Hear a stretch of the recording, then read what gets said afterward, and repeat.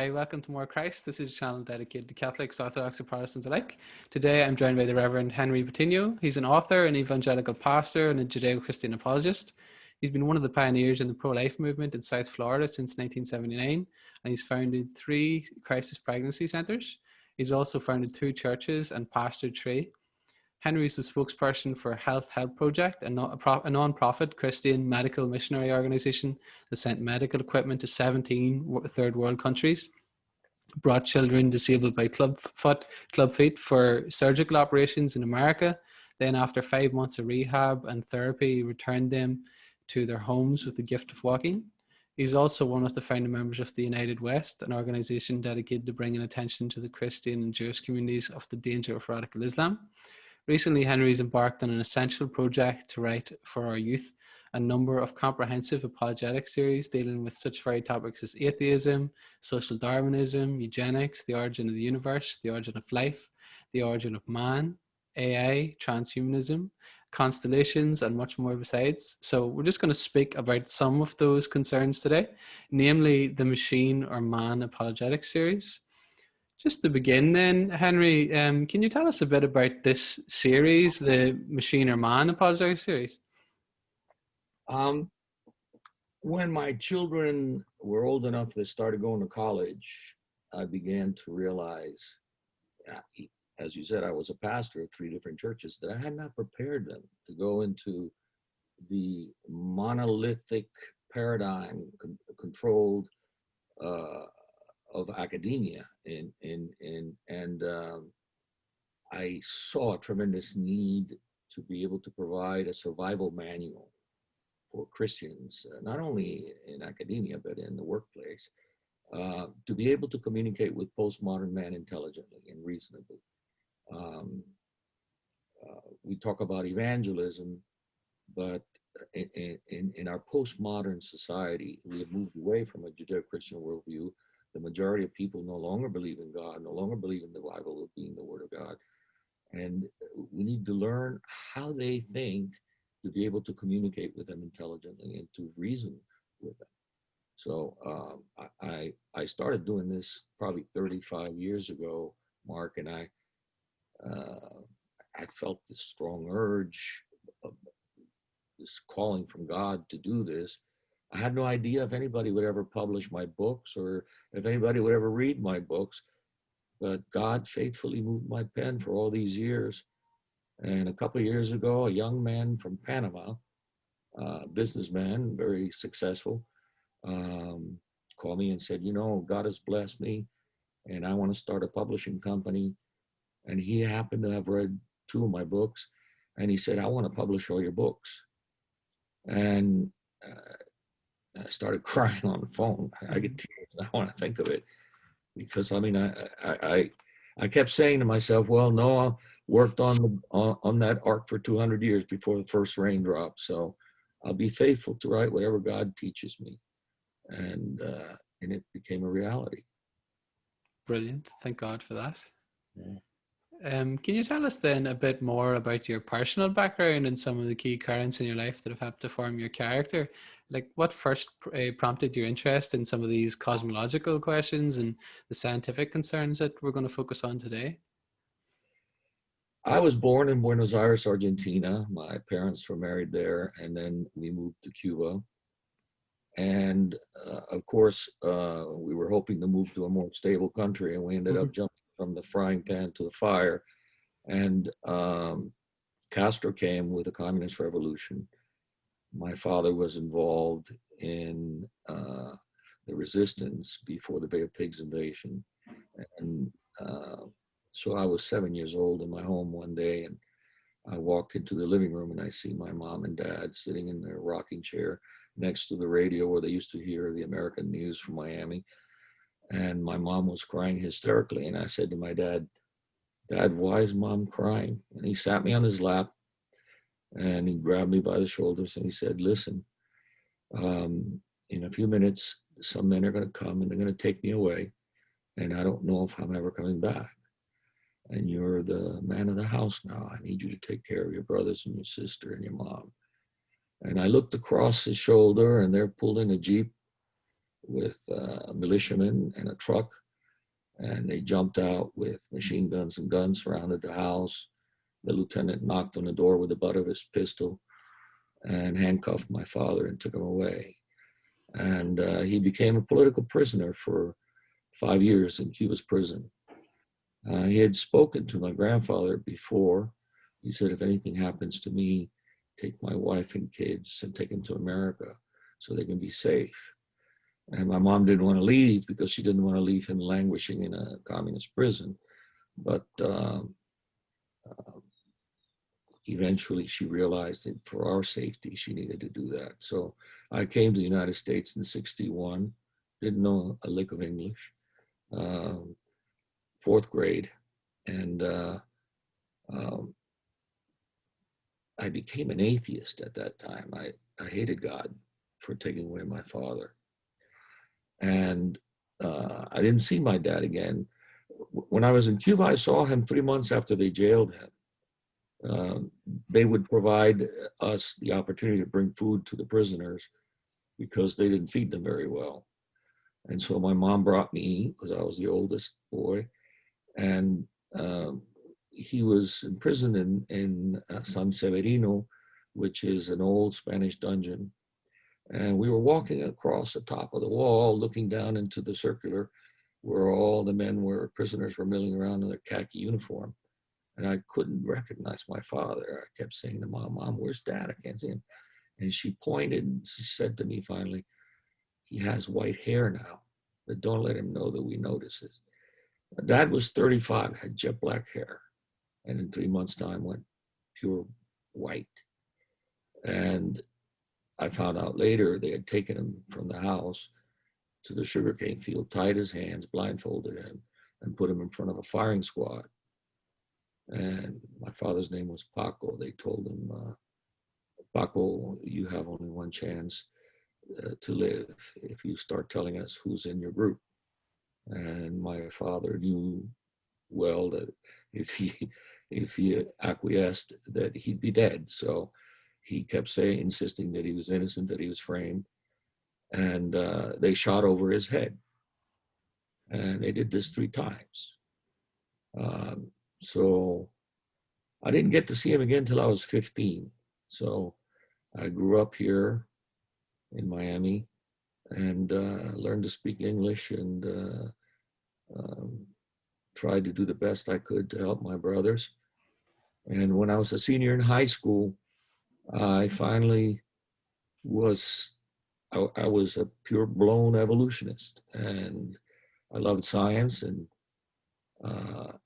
my senior year in high school, I got a friend of mine that played football with me, Jay Bryan, who invited me to a meeting of young people, and I began a conversation with a young man there that knew what he was talking about. And all of the things that I said to disprove God, he had an answer for. And I was introduced to Francis Schaeffer's books, and he revolutionized my life. When I read The God Who Is There, it was like a bolt of lightning from the sky, because here was a man who understood our culture and knew that Christianity was failing to communicate to the culture. And I was mesmerized by his books. I had the fortune of meeting him in 1982 in the first pro-life national convention in Fort Lauderdale, Florida. And I met his son, Frankie, and became friends with him. And Frankie introduced me to his dad. And his dad was dying of cancer at that time. I mean, he could barely stand to speak. He would sit in a chair to speak. And when I met him in the back of the theater there was a group of us. And he said, I've done what I can. Now it's up to you to stand on my shoulders and continue the work to reach the minds of our generation. And that calling is what started me writing the books. Yeah, wonderful. Thank God for that. And alongside yourself, some of my other favorite writers like Dr. Oz Guinness and Professor Nancy Piercy have both been awful inspirational, and I think he's clearly planted some seeds that have borne rich fruit. Indeed. Just as you mentioned there, let's look at some of those books next, if we may. So I'd love to get into this series that you've written, beginning with the first one titled Machine or Man. So in that one, you begin by asking the question, are we simply stardust? Can you tell us a bit about why you started with this and how you ultimately answered that? A few years back, the late Carl Sagan began a series, a film series called Cosmos that became very popular. And he's the one that coined that phrase that we are simply stardust. Mm-hmm. The evolutionist looks at the sun as the cooking pot of higher elements. And so, from the materialist point of view, uh, life could not evolve until suns were able to create the higher elements. And then, once those higher elements reached the point of iron, is like the kryptonite of suns. You know, when they finally get to iron, the star explodes, and you have a supernova. Mm-hmm. And of course, this seeds these higher elements into the universe. And they believe that through gravity and accretion, they created planets, and eventually carbon molecules became self-organized and developed a human cell, and that cell eventually evolved into man. And so, in short, we are the product of stardust. So that was his claim. Mm-hmm. And my understanding is that we are not the product of stardust. That we are, in fact, we didn't ascend from apes. We descended from the breath of God. That God created man in his image, and he breathed into man the neshama spirit. And that's what gives man transcendental value. That is the basic foundational reason for personal liberties. If you take that away, there is nothing that can be used to legitimize personal liberties. Mm-hmm. And it's the strong preying on the weak, evolution. And that's the legitimization of the powerful enslaving the weak. And so these things begin to tell me, wait a minute, I haven't thought this through far and deep enough. My atheism is too shallow. It doesn't answer the questions of life, Mm-hmm. which are the basic questions asked by man since the time of Adam. They know no geographical boundaries or chronological boundaries. All men throughout our human history have asked, who am I? Where did I come from? What's my purpose? Is there a God? Is there a right and a wrong? And so that began my journey. Yeah, wonderful. And then, what are some of the roads that we can take in answering these primal and cosmological questions that you write about, and what sort of authorities are there that we can go to answer those questions? Well, my first book, Machine or Man, is what we call presuppositional apologetics, which is what Francis Schaeffer taught. Mm-hmm. I don't like to use those big words because it scares people. But what presuppositional apologetics basically says is, don't worry about the periphery.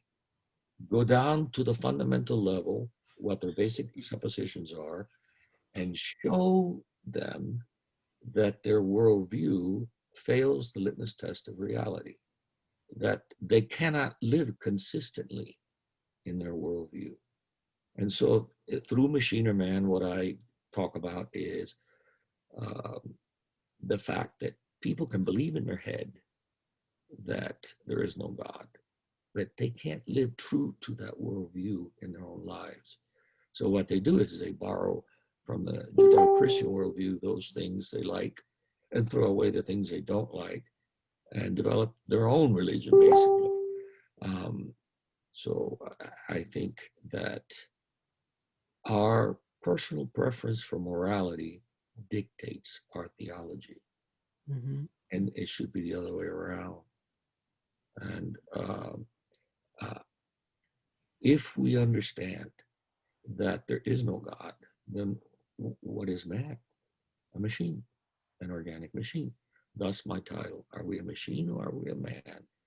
Uh, is there any transcendental value to humanity, or are we nothing more than molecules in motion? And the naturalist will tell you, yes, we're nothing more than molecules in motion. We're just an organic machine. But they can't live that way. And I, I dare them. I put a baby on a table on a coconut and hand them a hammer. And I said, okay, you squash that coconut and see if you can squash the head of that baby with the same callousness. You can't, because intrinsically you know that there's something valuable about that. When we look at our children, we don't say, oh, what a magnificently organized blob of protoplasm. We see a being, we see a person. But to the naturalist, personhood is a hallucination. It's a hologram. Mm-hmm. It's electrical impulses in the nerves of our brain, in the synapses of our brain, that flicker for a little while and fade away forever. And but man can't really live that. They can't accept that. They know that they have transcendental value. If we are the product of an impersonal origin, then all we are is matter, energy, in space, in time, controlled by chance. How does an impersonal collocation of atoms create personhood? How does an impersonal collocation of atoms create transcendental value in a human being? What separates us from a roach or from a mouse or from a rock, an inanimate object? If there's no God, there is no transcendental value to human life. All we are is molecules in motion. And that mechanistic view of man, man can't live long with that. So you see men like Carl Sagan, for example, who turned to pantheism. Mm-hmm. Because he can't live in that sterile mechanical universe that he created. So he's got to interject some kind of transcendental value into that machine. So he chooses pantheism, which Francis Schaeffer really says it's misnamed. It should be called pan-everythingism because there's no theism in pantheism. And he's absolutely right. But they can keep their naturalist worldview, their evolutionary worldview, and have some religious context to it and bathe it in religious words to assuage their transcendental need. But it doesn't really fill it. It's a ghost in the machine. Yeah, most clarifying. Thank you for that, Henry. And I think your book and that presuppositional approach highlights the fact that it is naturalism and it is a worldview. It's not neutral and just atheism, which is often kind of offered as if this is what you will neutrally arrive at, and then they try to implement this in schools and everything else as a so-called neutral option. But I think, as you show, it's clearly not. And also in line with that, then I want to ask you about some of the central implications for humans then of this worldview as it plays itself out in society. So from reading Nancy Pearcey, who we mentioned before, we then see that we arrive at these arbitrary definitions of personhood by people like Peter Singer, and they link it to, say, cognitive abilities and things like that. So this allows them to abort unborn children who don't have those levels of cognitive abilities, and people euthanize people on the other end. Can you tell us a bit about that and some of those implications for human persons?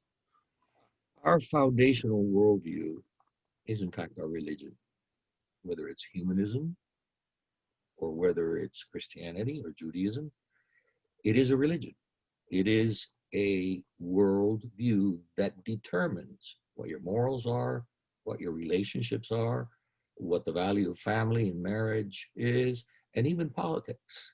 So it's the Schaeffer talks about a dualism, a Neoplatonic dualism that has invaded the postmodernist worldview that separates the metaphysical and the natural into two undivided or divided spheres.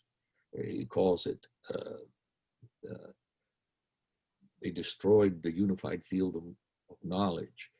And as a Christian, we believe that God is Lord of all, the spiritual and the physical, and that reality is not divided in those two fields.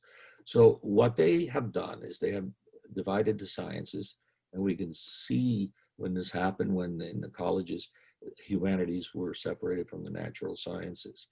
And what they think is that in this upper story, the metaphysical is basically superstition.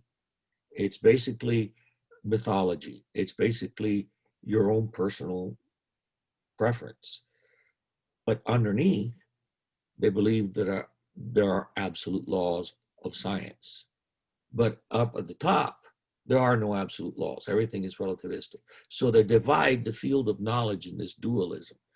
And in doing so, what they're suggesting is that Darwinism is empirical data.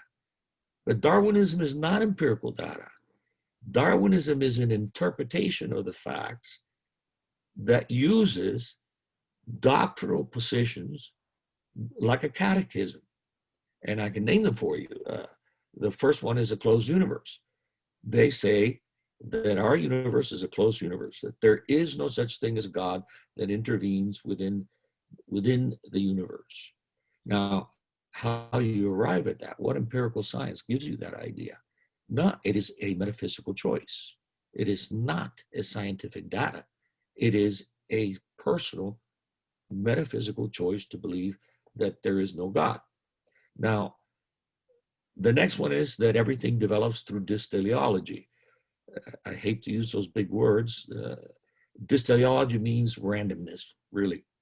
That everything is randomly ordered. And that is an oxymoron, because if you're random, you're not ordered. You can't be randomly ordered. So I never let them get away with that, you know. If everything is pure random, then how do we get design? How do we get the supersymmetry that we see within matter and within life and within everything? I can't prove to a person that God exists, but I can show them that it is a lot more rational to believe that this universe was designed by someone with foresight than that it randomly just self-organized on its own. Mm-hmm. And so that's an important thing. The other thing is they believe in a cause and effect theory, that it runs in a linear form, that every cause creates an effect, every effect needs a cause. But here's the problem that we have. At the time that Darwin became popular, the paradigm in science was that the universe was infinite in size and in time. They called it the steady state theory. Mm-hmm. If the universe is infinite, then it's static, because you can't expand more than infinity. But Einstein came along and blew everything out of the water, because his theory of relativity, as used by Lemaitre, who's a Catholic priest who was a physicist, showed that our universe was dynamic. It had to be either expanding or contracting. But either way, that means it has a beginning. Now, Einstein didn't like that. Mm-hmm. So he kind of argued with Lemaitre for a while. But the beauty of Einstein is that eventually he came to understand it and accept it. And in the latter part of his life, he rejected many of the things he used to believe in his younger days, when he was a little bit of a womanizer and a wild guy. But here's the thing. If the universe is infinite in size and time, then the little microscopic changes, it's credible to believe that they could eventually accumulate to create a different species. But if the universe has a beginning, now you have a finite number of years and a finite amount of material from which to make this evolutionary process work. And that was very antipathetic to modern scientists. So you find that in a survey done in 1960s, the majority of American scientists still believed that the universe was infinite in size, and they were not coming to grips with the implications of Einstein's theory. But thousands of years before, Moses wrote in Genesis that the universe had a beginning and he had it right, and the scientists didn't have it right. And Einstein showed that he had it right. The universe had a beginning. And so that was a very impactful moment for science. The materialists still tried to come up with ways of showing how the universe could be infinite. And we can talk about that when we talk about supersymmetry or chaos. Mm-hmm. But for now, those four catechisms are beliefs. The fifth one is materialism, that only that which is sensible is real. So in Darwin's day, they considered the idea of the spiritual realm as being nothing more than just superstitious. And today, as we've grown to learn more about quantum mechanics and even the very basic nature of the atom, we find out that the sensible is an illusion. The fact of sensibility. Science changes, the paradigms shift as new knowledge comes in. And what we have found is that as our technology has increased, instead of disproving the Genesis record, it has in fact corroborated the Genesis record. And so that's what I think is important for us to understand. When we're talking to a Darwinist, we're talking to a religion.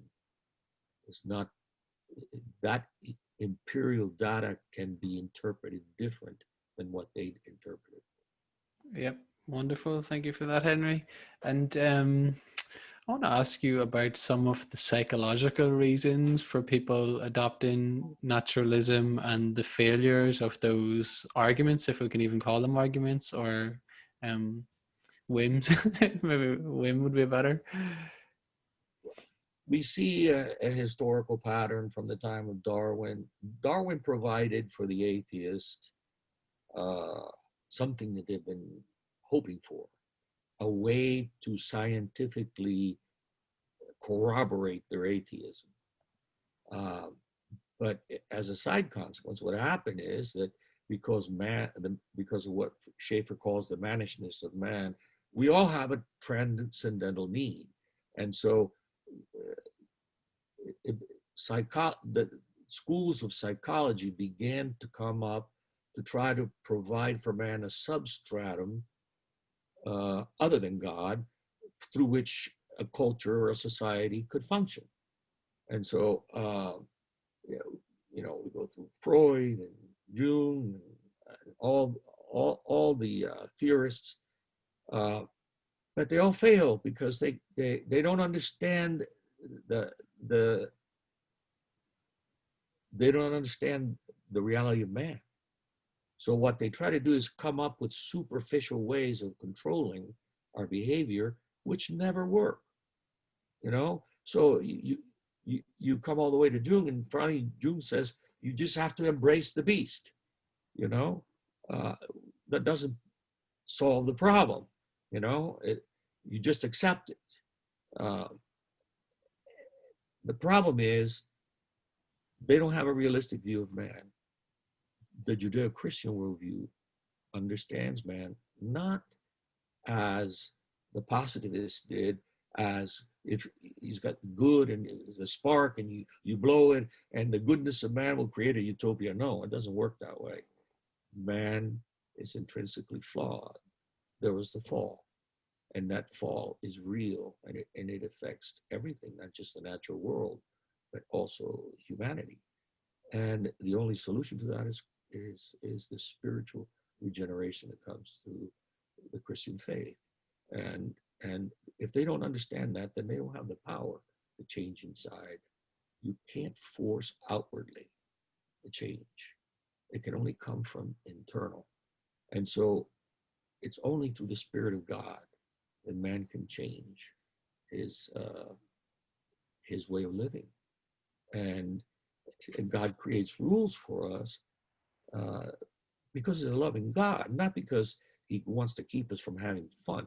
Um, my oldest son, Michael Henry, unfortunately came out as stubborn as I am, and I bought him one of these Hot Wheels when he was a kid. And I told him, listen, you weigh about 40 pounds, made of flesh and blood. I don't want you doing this on the street because a car doing 30 miles an hour, weighing 2,000 pounds, is going to make mincemeat out of you. So you ride this on the sidewalk.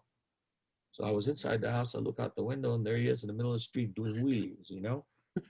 So, so I went out there. I said, Mike, listen to me. You can't do this. You can get hurt. Well, by the third time, I took away the big wheel, put it up in the attic, and he didn't have use of it for a week, and then it cured the problem. Why is it that God gives us rules? Because he knows what makes us work. He knows what makes us happy. He knows how we can live a life that is fulfilling. And he knows that the things that he's telling us are wrong are going to lead us down a path of misery. And it's his love that causes him to give us that guidance. It's not because he hates us and he's a mean old guy with a stick in the sky waiting to hit you in the head, you know, as I used to think God was. I thought he was some bearded guy with a big 2x4 ready to whack me on the head every time I did something wrong, you know. But that's not God. He's a loving Yeah. God. And Beautiful. so the Christian faith provides a realistic view of man as flawed, but also a solution to the problem through regeneration. And that's why it's the only thing is the thing that Schaeffer used to say is Christianity is not the best answer. It's the only answer. And I think that's super deep. Amen. And in line with that, then, what is this so-called religious existentialism, and how should we understand that? Is that, say, an authentic education, or is that part of the indoctrination and the mistakes that we're making at this kind of level of being, ontology, if we want to use the fancy terms and stuff? It is, in fact, an attempt to dress existentialism in Christian words and pass it off as a religion in order to assuage the transcendental need of man. So neo-orthodoxy or um, liberal, for example, liberal theology that's very prominent now is communism dressed in Christian words. That's all it is. It's Marxist Christianity, which is an oxymoron because they don't mix. It's like oil and water. But the Judeo-Christian faith is based on a foundation that God is a loving God, he's a just God, and he holds us accountable because he's a loving God. It's not he's trying to punish us, he's trying to guide us into the right directions. And the world sees these things as ascetic ideals. That's what Nietzsche used to call them. He hated them. And he hated the atheists that tried to build superstructures to create a way of providing guidance for culture. He believed in, it's called nihilism. What he believed is that we ought to let the beast in us run wild. And of course, he saw the Aryan race as being the superior race, and his impact was great on Hitler. And what is the consequence of accepting such a worldview? The consequence is that you look at sectors of our human family as being subhuman, and therefore it legitimizes whatever you want to do to them, whether you want to enslave them just because the color of their skin is black, or whether you want to gas them just because they're Jewish, or whether you want to crucify them because they're Christians, as they do in the Middle East. So uh, Darwinism was actually one of the key things that pushed colonialism, because the European countries felt superior to the natives. And it's dead wrong. It's anti-Christian in every way, shape, and form. Mm-hmm. Because Jesus said that we are all children of Adam and Eve. We're brothers. And I tell my children, I said, strangers are family members that we have yet to get to know. We're all family. Yep, wonderful. I think now a new development in this spirit of Nietzsche and nihilism, and this will to power and everything else seems to be, and you can correct me if I'm wrong here, but what we call transhumanism. I want to ask you about this, and what are some of the serious threats that it might now pose to man and to creation alike? Yeah, so the theory of evolution begins with a unicellular organism, and then it says that it progresses to a colonialist organism where you have individual unicellular that can still survive, but they function better because they have a more defined purpose in each of their activities and allows them to survive better in a colony. And then the next step in evolution is multicellular, like us, where our cells are so defined that they cannot function without all the other ones. And then you go from that to the societal organism, where you have multicellular organisms that are so defined that they can't live outside of the colony, like the ants and the bees. The next step is transhumanism, which is really uh, where man takes control of evolution and begins to control our genetic makeup through recombinant gene splicing. Imagine being able to create a man with the eyesight of an eagle, with the muscle strength of a horse, and he'd be a super weapon. Um, and of course, they rationalize most of it by saying that what they're doing is and they're actually creating pigment to grow organs for harvesting for humans. Uh, it's hard to believe that, but uh, the island of Dr. Monroe is no longer science fiction. And um, the transhumanist looks to create a man that is a superman, that is so far superior to the natural man. Uh, Lee Silvers from Princeton says that it'll be as far removed as an amoeba is from us. And of course, that it would incorporate also uh, the creation of a pig man is called a chimera, but they also would create the, the, the, the that digital chips into the brain to make us smarter and to be able to create nanobots inside us to change our genetics and to improve it. And um, the danger of that is when we move away from God's design, it doesn't lead to a future of more peace. What it leads to is to a future of more abuse, of a higher class of human beings enslaving the naturals. And that is just the natural terminus of that worldview. And it is really part of the great lie. What is the great lie? The great lie is what Lucifer said to Eve: you can be as God in the garden. And that is the central theme of occultism universally, that we can become gods. And so this is man trying to become his own God. Science. I think we see that even in people like Harari, who's even titled his book Homo Deus. He's been quite clear about that.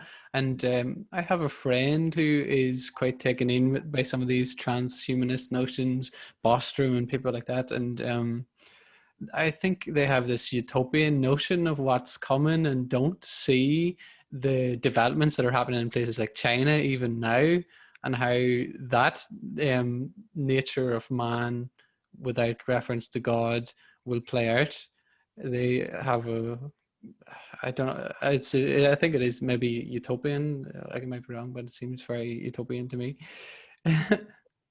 Since the Darwinian revolution, that has been a central theme of uh, the atheists, that they can create a utopia through science. Um, what we in fact have created is a more lethal man. Uh, Whereas before, a soldier with a single sword could maybe kill 10, 15 people in a battle and become a hero. Today, one single person pushes a button in an air-conditioned office somewhere in a bunker, and an atomic bomb or a hydrogen bomb goes and kills an entire city. We have depersonalized killing. You had to look at the eye of the guy you were killing before. Now, you don't need to. So technology does not change the heart of man. It only provides more power to what we can do. But if the heart is dark, that power is going to be used for evil, not for good. And that's been the great failure of this optimistic view of a utopian future through science, and transhumanism is just a part and parcel of it. It'll never come to pass. Yeah, I think we talked before we came on about Jordan Peterson and his appeal to many people now. I think whenever you speak there about people who experience these awful regimes, like Solzhenitsyn, one of his heroes, and how he describes evil cutting across every human heart, and he's got that realistic Judeo-Christian understanding, whereas a lot of these people seem to have this, what Tom Sowell calls the unconstrained vision, and that in line with what you're saying. Um, yeah, it's quite frightful, really. Whenever you see even the daily news and you see the real implications in front of you, but yet we're still blind to it. It shows how sinful we are. But I think your work is a wonderful corrective, and thank you for that excellent book.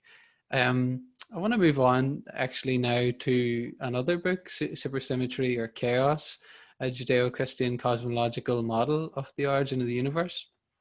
So perhaps we can go into a bit of the history then, and we can talk perhaps about Newton and his notion of the clockwork universe just to start. Yeah. Well, of course, at Darwin's time, uh, physics was Newtonian physics. And what I love about Einstein is that he was able to think outside the box. And I think that the reason for that is because he didn't get involved in academia at the beginning. He was a switch, uh, uh, working for the Switzerland Patent Office, and did his physics on the side. So he wasn't biased by the peer pressure of the academics in the business. And he was able to show us that energy and matter and time and space are interrelated into a space continuum. So you can't divide them. So he's the one that came up with this term space-time. So during Newton's worldview, they looked at the universe as like a giant machine that worked like a clock. You just wound it up and it carried everything in motion. Einstein destroyed that concept with the theory of relativity in many ways. And one of the things is when you go into quantum mechanics. You realize that there's a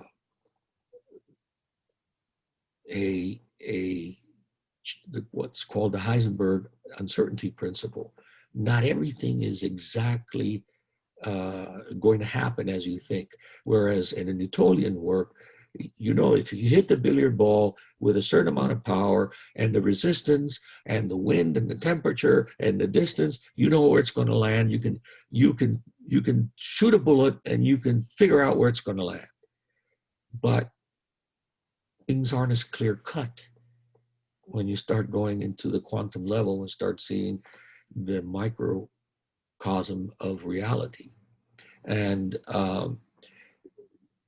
the concept of a Newtonian world led to deism, a popularity of deism at the time, where people would accept that, oh, they couldn't believe that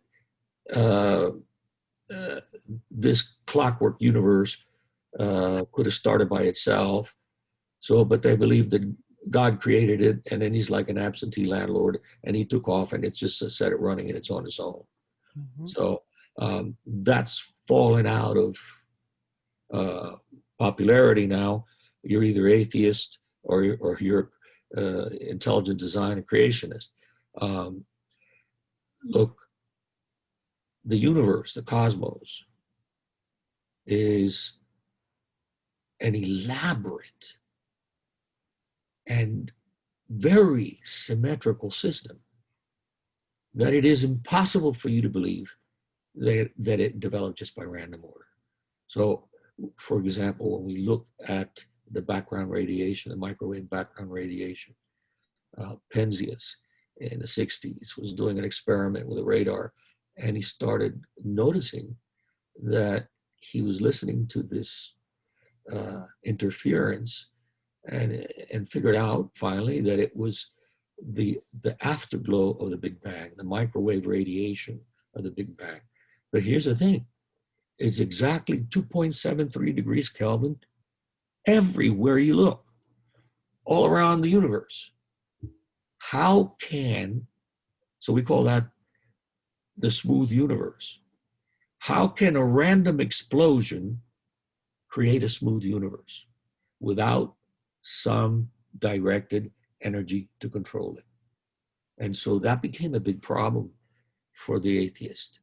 So they came up with what we call the rapid inflationary theory. And so this guy, Alan Guth from Massachusetts Institute of Technology, said, okay, so here's what happened.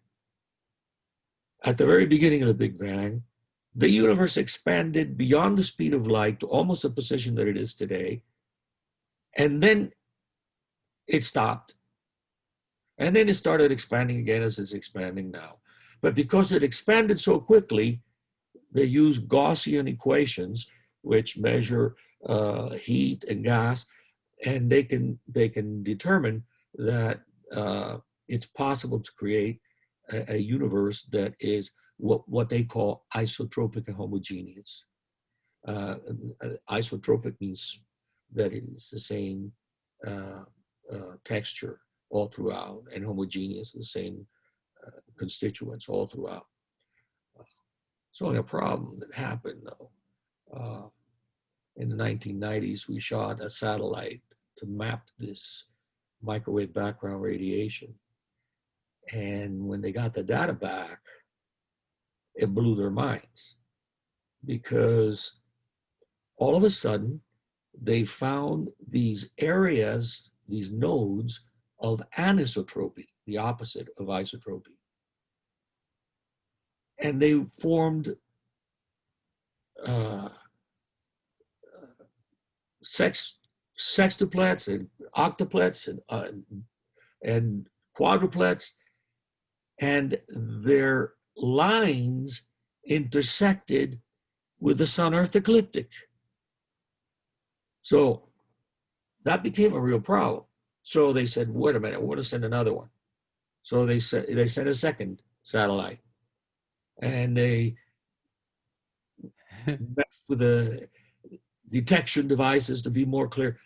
And it became even more clear that those dipoles, octopoles, and quadrupoles were actually real. So the Europeans said, okay, we're going to send a satellite. And they sent a satellite, and it came back even more.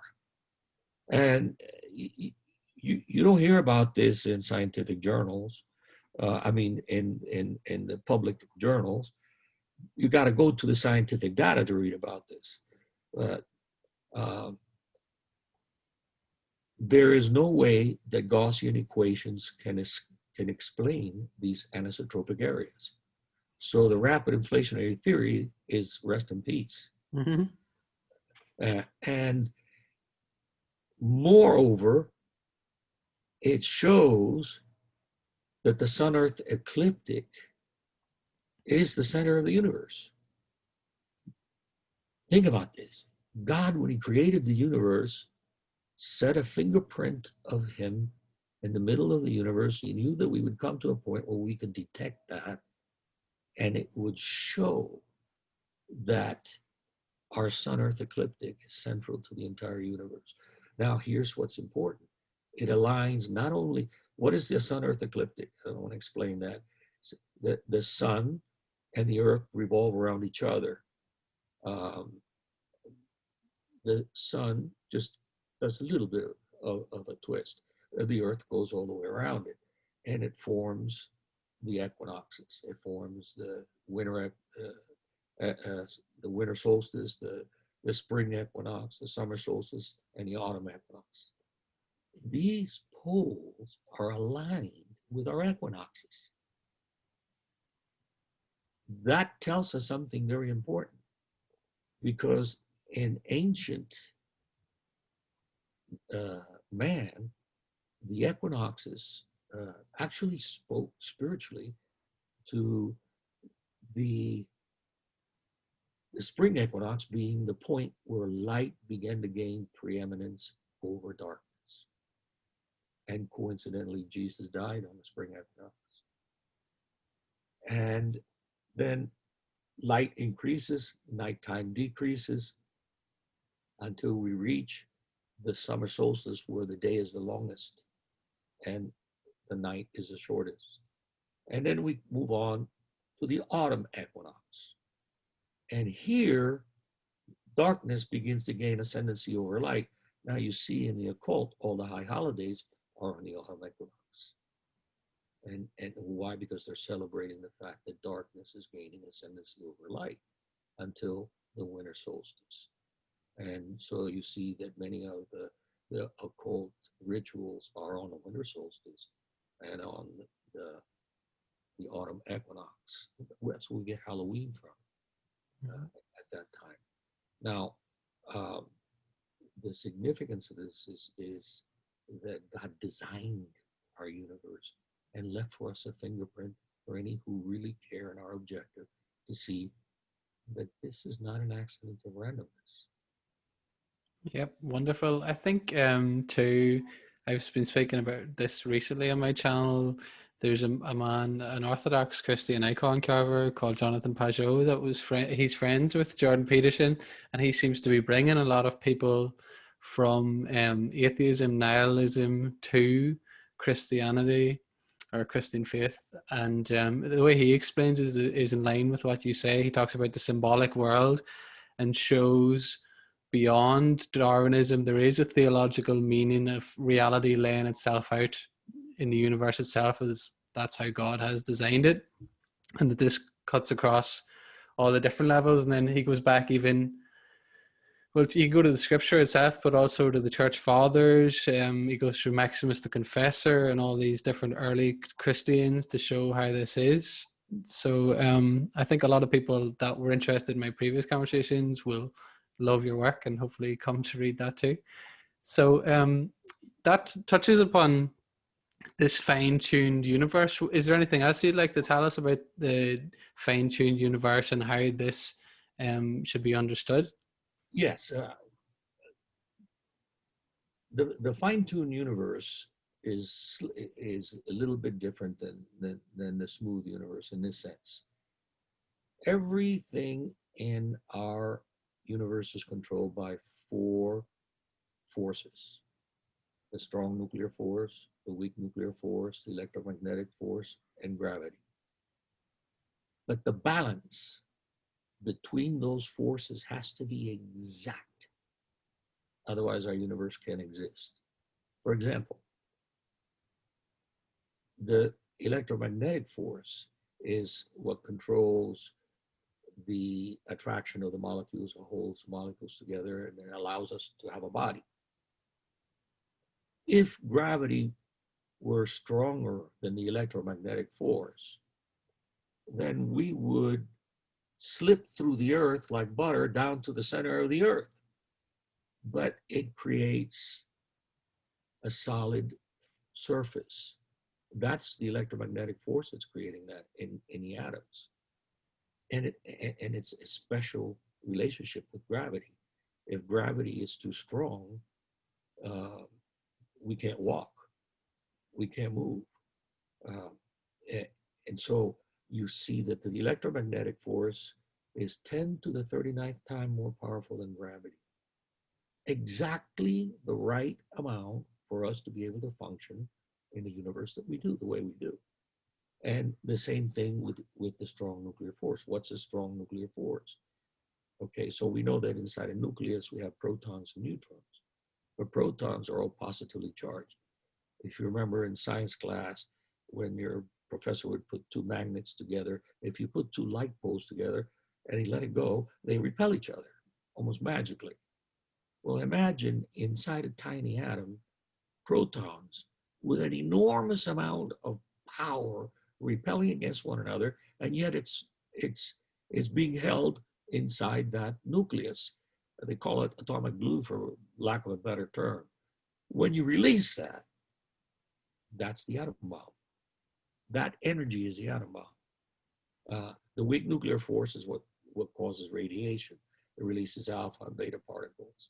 But all these forces, at the very moment, at the very first second of creation of the Big Bang, had to be already properly designed and measured, fine-tuned. So if you imagine a wall with all these calibrations, and at the very first second of the Big Bang, all these calibrations were made exactly right, such as, for example, the force of the electron. The power of the electron, the force of the electron, is the same in every electron, in every atom in the entire universe. That's another thing. How does randomness create a universal physical laws or universal anything? If randomness is involved, we would have had different kinds of molecules, different kinds of atoms, but we don't.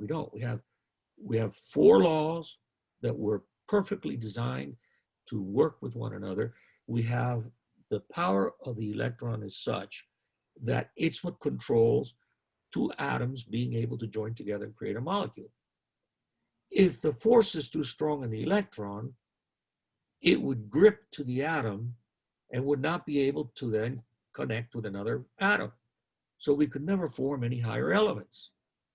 If the force is too small, the atoms would be huge, because in the atomic world, the more energy you have, the more compact you are. The frequencies are shorter and they're more dense, okay? So we can think of it like a pound of cotton or a pound of iron.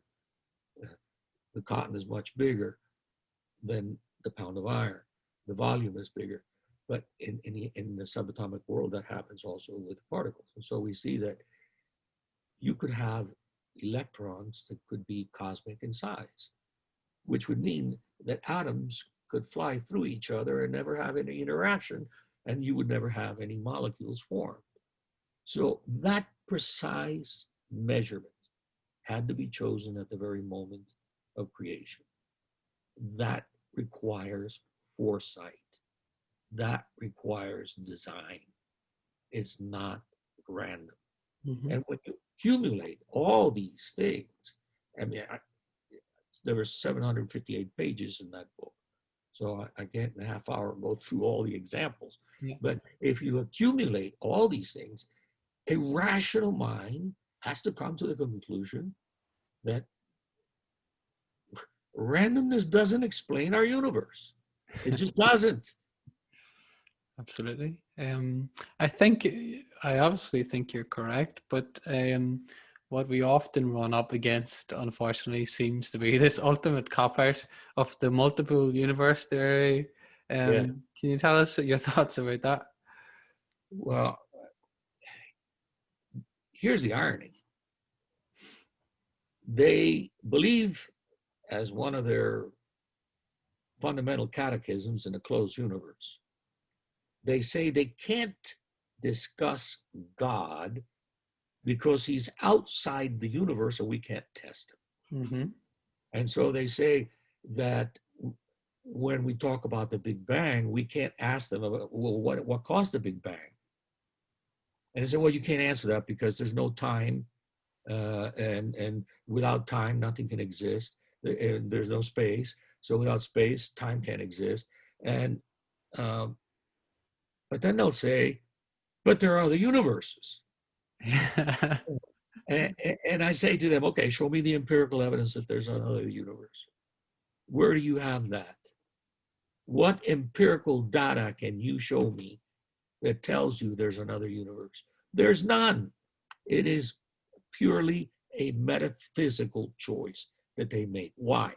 Because they realize that the fine-tunedness of this universe is so improbable that they have to give it a better chance.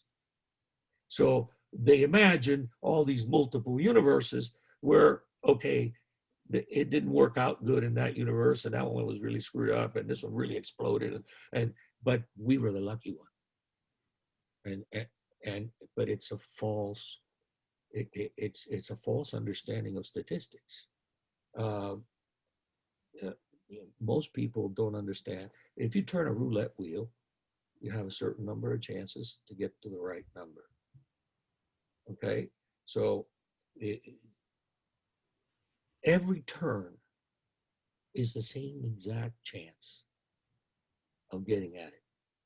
It doesn't, one turn does not affect the next turn.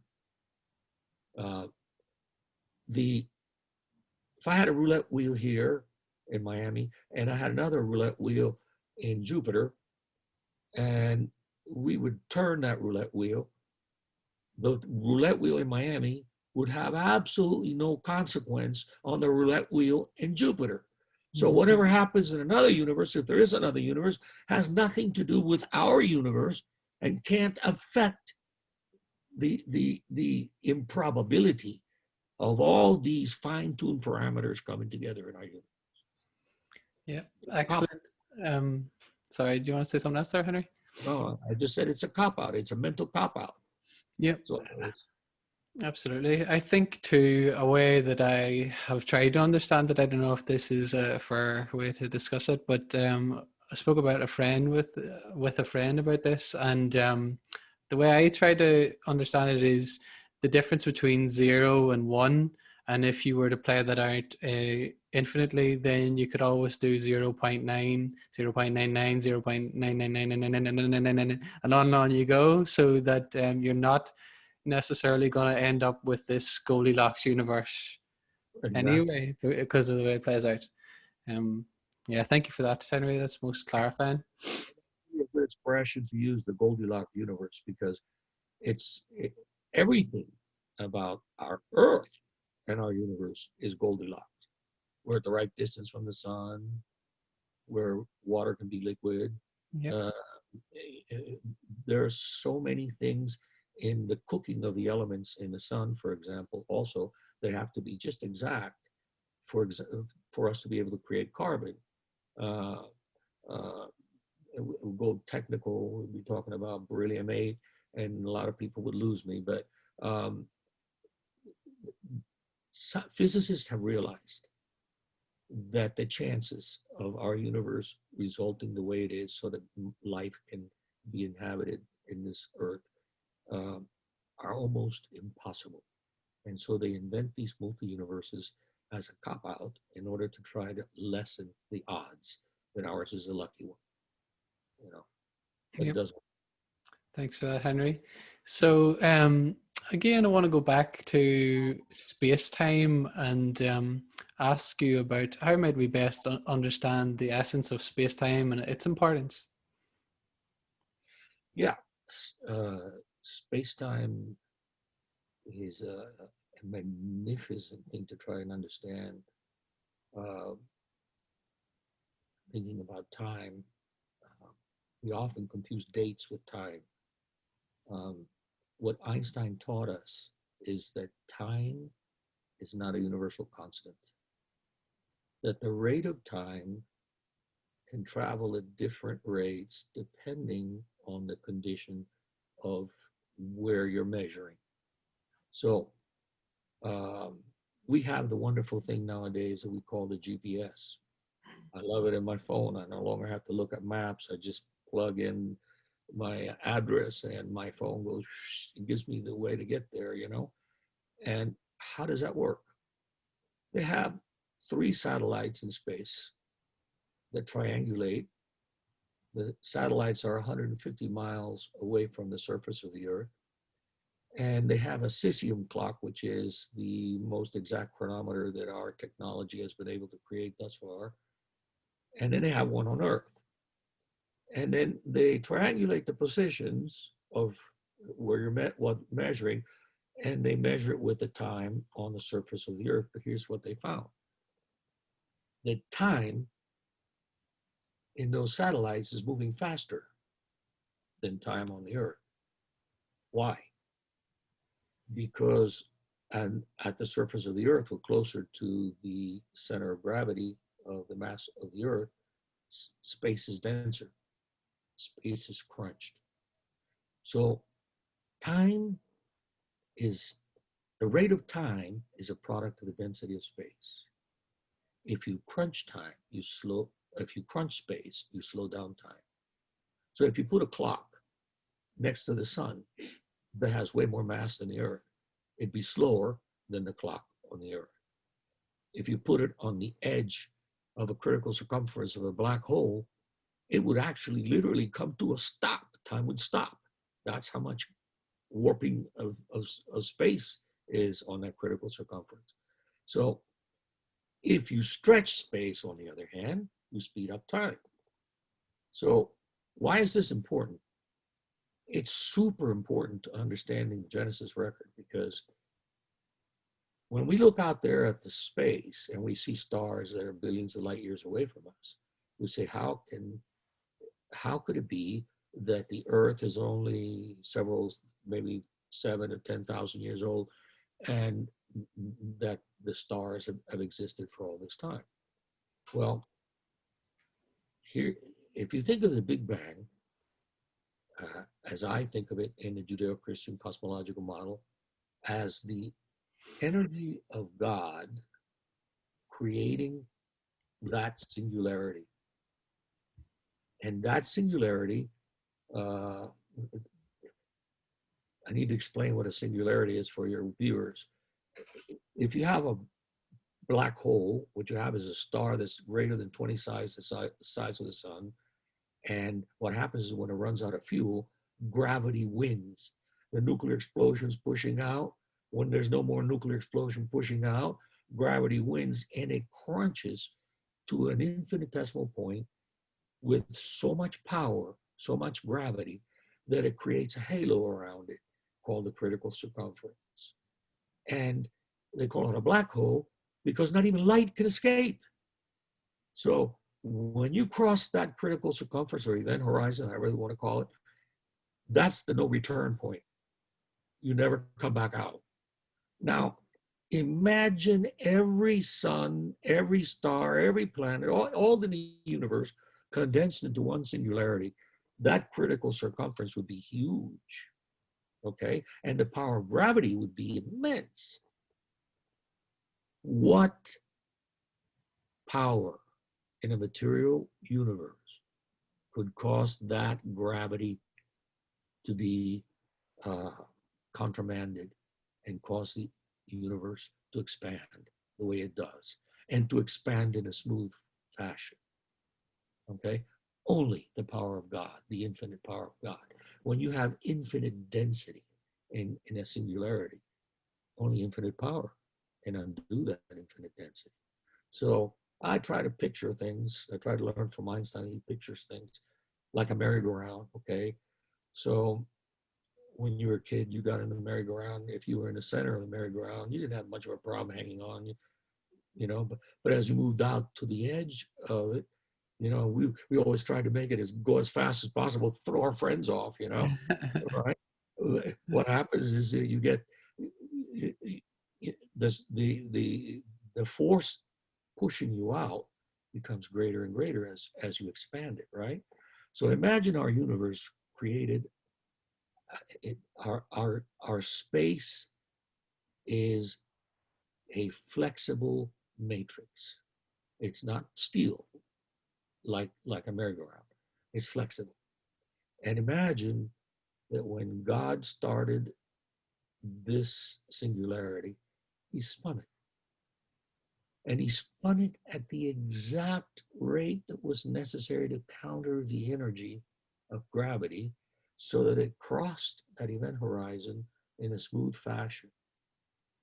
And the wider that sphere becomes, the faster those outside areas are moving, and the thinner the space is, and the faster time moves. So what we have found out through the redshift studies is that our universe is expanding at a rate that is dependent on the distance from us. The further away it is, the more it expands, the faster it expands. So if I had a clock, and I would put it every so often as matter came out of that critical circumference of the primordial singularity, which I call the Genesis singularity, if I put a marker, you would see that that first marker is way further apart from the second marker than the next one's coming in all the way in, because space is expanding. And as space is expanding, then time is moving faster. So we can have 15 billion years of life at the of age at the edge of our universe, but not at the center of our universe, where space is denser and time moves slower. You understand that? Mhm. Did that make sense? Yep, that Okay. makes sense. Brilliant. Thank you, Henry. I want to ask you next about what we might understand as the dark side of the force that you refer to in the book, and perhaps you can tell us a bit about the things like dark matter. Dark matter and dark energy. Mm-hmm. So um, you come a long way from the time of Darwin, when they said that only the insensible can be real. Now, scientists are talking about dark energy and dark matter. And let me explain what that is. They're trying to explain why it is that the universe is expanding at an accelerating rate. It's counterintuitive. If you throw a grenade and you film it, you see that at the beginning it's got more speed, and then as it reaches a certain, the energy runs out and it slows down. So you would think that the universe would be slowing down, but it's not. It's speeding up. Why? Because it's speeding up in time as the stretch is speeding. So um, here's what happens. They looked at galaxies on the outer fringes of our universe, and they saw that the galaxies were spinning so fast that it defied the laws of gravity. Uh, it, it, that galaxy should be throwing out stars all over the place by the speed of its rotation, and yet it's being held there. So what's their solution? Their mathematical fix is, well, there's dark matter. Well, what is dark matter? Well, I don't know. What's it made out of? I don't know. Nobody knows. It's this invisible dark matter that's creating more mass and holding it in and keeping it from exploding outward. It's nothing but a mathematical fix. They're messing with the wrong thing. They're messing with mass in the gravity equations rather than with time. If time is moving faster, then what you're seeing is fast forward motion. That galaxy is spinning faster because time isn't fast forward there. You see? So there is no dark matter. Okay. And the dark energy, they claim, is unlike any other force in our universe. All forces decrease with distance. I don't care what force it is, it decreases with distance. They claim the dark energy is the opposite.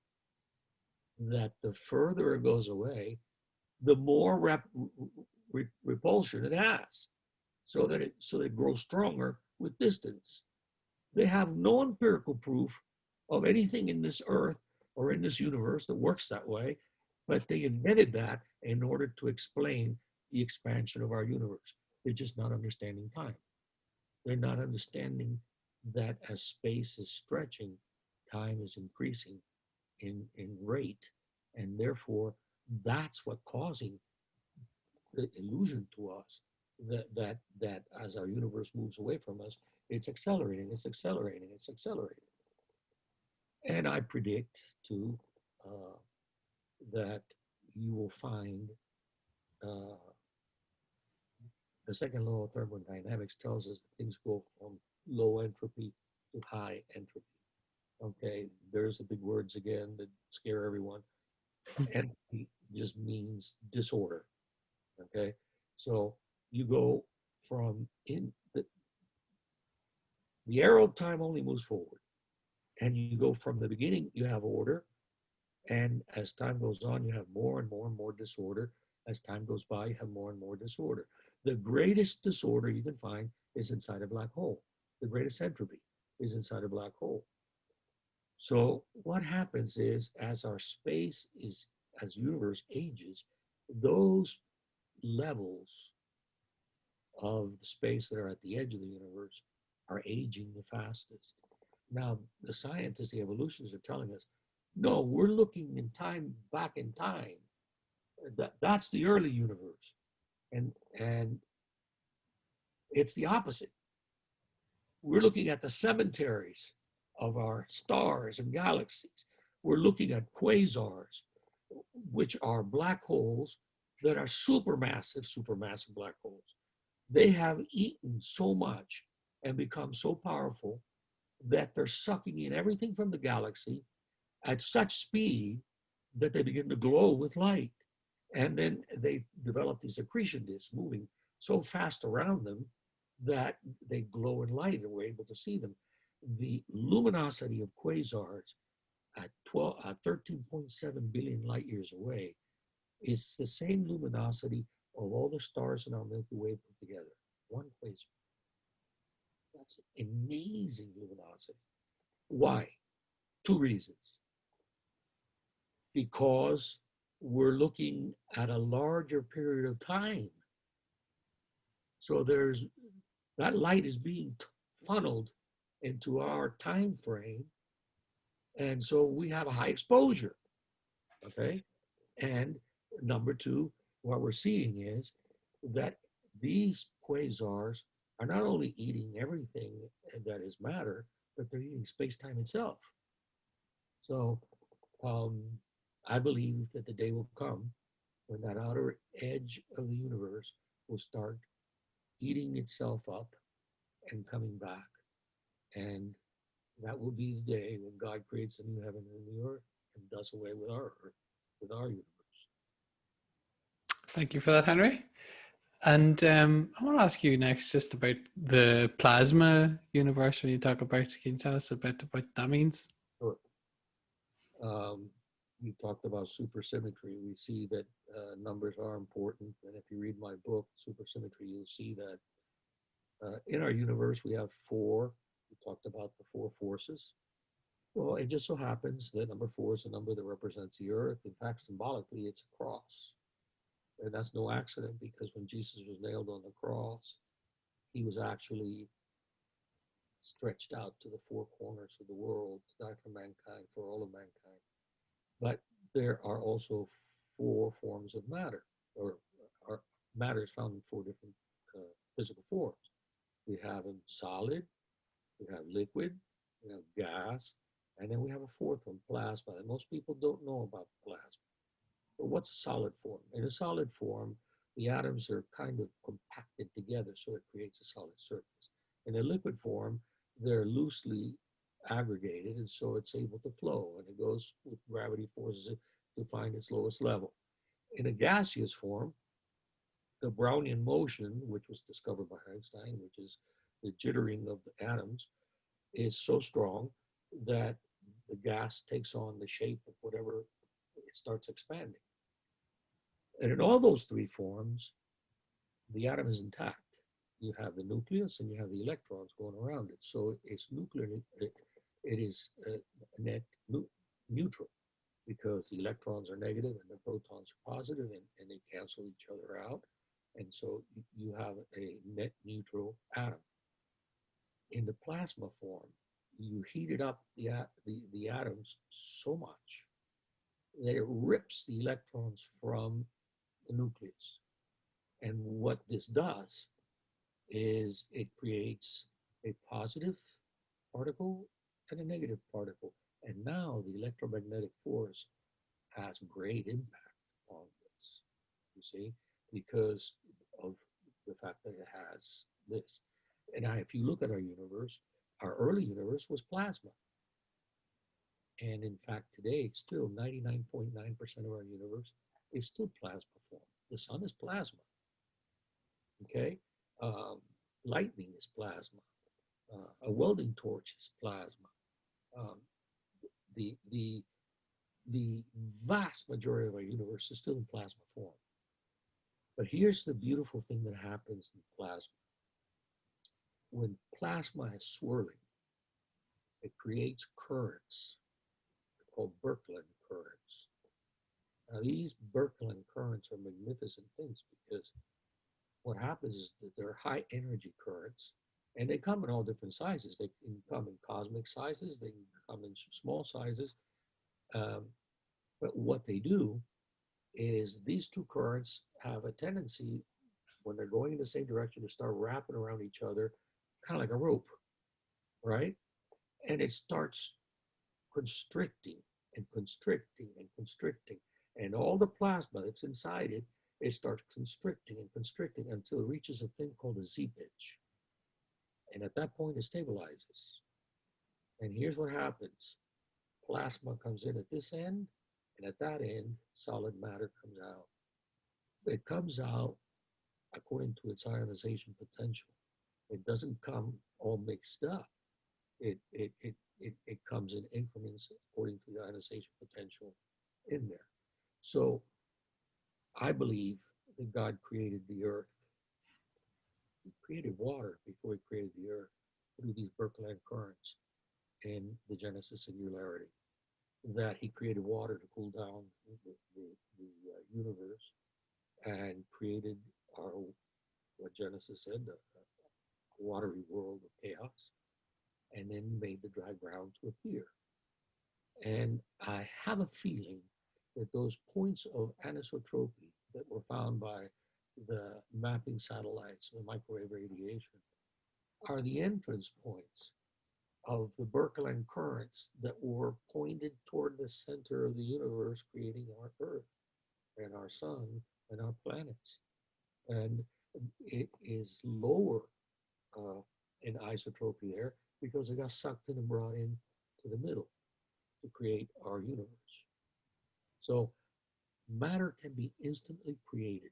We don't need to cook matter in a sun to create the higher elements. We can create it through Birkeland currents almost instantaneously. And we can create anything, any element. Excellent. And then this takes us on to the next point, I think. What is it that you call the deocentric cosmological teleology then, and why is this important? the one of the things that evolutionists use to besmirch believers is they call us anthropocentric. That we and that's meaning it's another big word, but what it really means is that we're creating a universe because of we're projecting our humanity into that universe. That it's anthropocentric, and of course that is really important also in philosophy, because the Kantian view that the thing in itself isn't real. The old question is, if the tree falls in the forest and there's no one to see it, did the tree really fall? And so what they're saying is that our power of observation is what gives reality to the object. And what I'm saying is, no, that's anthropocentric. What I'm saying is it's deocentric. God created that. And that tree's fallen whether you see it or not. If I stand in front of a highway and a car's coming at me at 70 miles an hour, I don't care what I perceive, I'm going to get made mashed potato. So my perception has no impact on reality. And it's geocentric. Our universe is geocentric. It's measured from the standard of God's viewpoint. And our task is to try to understand that. Yeah, wonderful. I remember reading a book called Thinking Philosophically by Richard Creel, a philosophy professor, I think, in America. And he talked about how the way history developed in philosophy in the West, that they kept applying Occam's razor, and that the inevitable result almost was that it would end up in a form of solipsism, or assuming our consciousness is what makes reality and different things like that.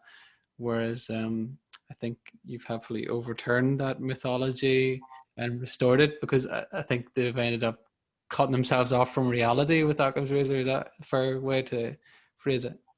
Yes, and if you think about it, it's another way of reforming the great lie that I was talking about before, where man is God. Yeah. Man is the determiner of truth. Yeah. So it all ties together. It's not just ontological, it's psychological, it's moral, and all together. Yeah. Yeah, that's most clarifying, Henry. Thank you for that. The great lie permeates throughout everything. Mm-hmm. And that book is another wonderful contribution that I commend people to get and read.